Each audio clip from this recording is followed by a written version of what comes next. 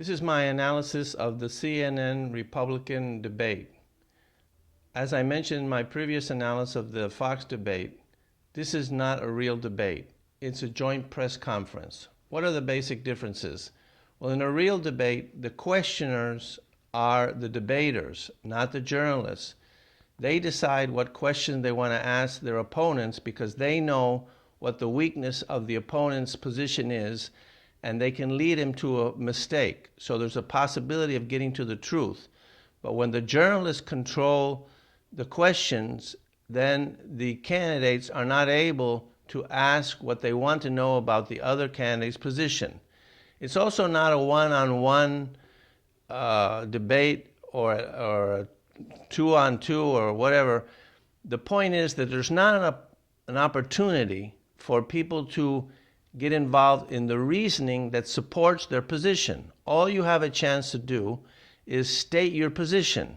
Let me give an example.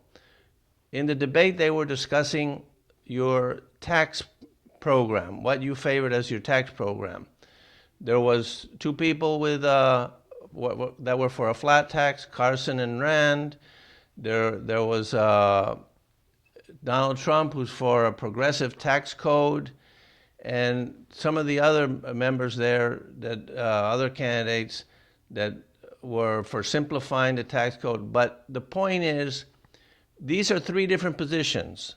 A consumption tax by Huckabee, I forgot to mention that. Huckabee was for a consumption tax. And Carson was a bit undecided. Anyway, about whether a consumption tax would be a good idea or not. But he's on the record for being in favor of a flat tax. Now, these are three different positions: a progressive tax code, a flat tax, or a consumption tax. Now, it's an interesting issue, and somebody's right. One of those three approaches is the correct one. Personally, I think a consumption tax makes more sense. But second, if I can't get a consumption tax, I take a flat tax. Carson's is lower than Rand's. But I don't think you can decide at this point how much it's going to be.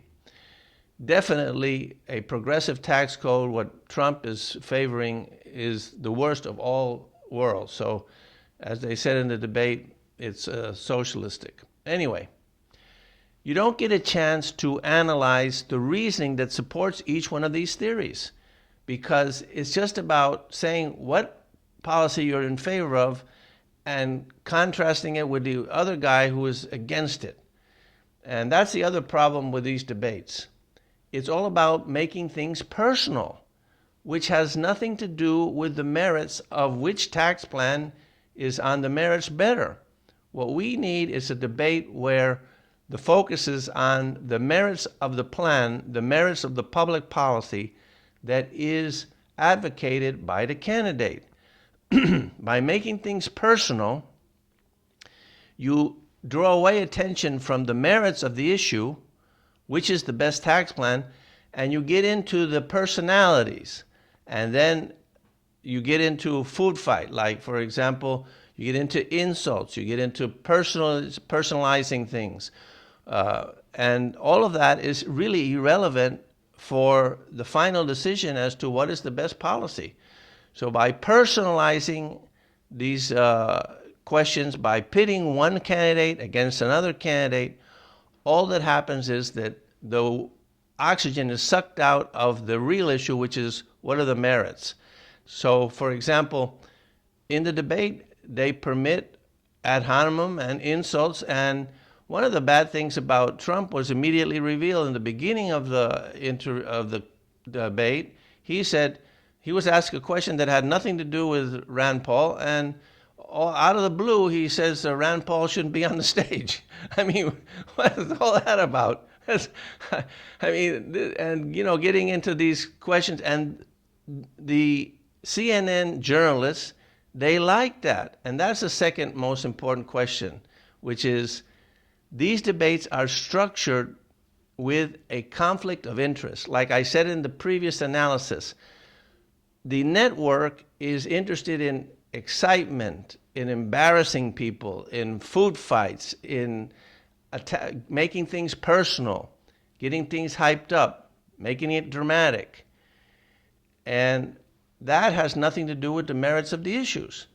And in the case of CNN, they're interested in another thing. Since it's a liberal network that tries to be, in quotes, fair and balanced, let's use that, they also want to destroy the candidate for the future because they are liberals, they're in favor of the Democrats.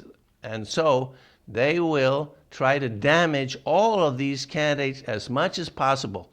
Now, I bet you when they do the Democratic debate, you will see that they will not have this intent to tarnish or ruin a candidate's position. Now, there's two ways you can do that. You can ruin his position in the primary.